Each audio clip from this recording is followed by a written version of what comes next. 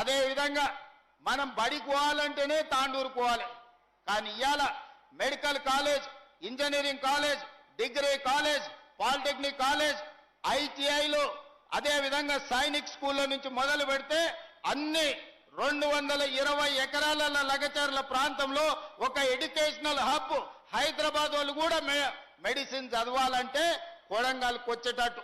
ఆనాడు రాష్ట్రం నలుదిక్కులో మనం పోయేటోళ్ళం చదువుకోవాలంటే ఈనాడు రాష్ట్రం నలుమూలల నుంచి మంచి చదువు చదవాలంటే కొడంగల్కు పోవాల్సిందనే విధంగా ఈ రోజు విద్యాశాఖను తీర్చిదిద్ది ఈ రోజు కేజీ నుంచి పీజీ వరకు, పాలిటెక్నిక్ ఐటీఐ నుంచి ఇంజనీరింగ్ కాలేజ్ వరకు, నర్సింగ్ కాలేజ్ నుంచి మెడికల్ కాలేజ్ వరకు ఈ రోజు కొడంగల్కు మనం తెచ్చుకున్నాం.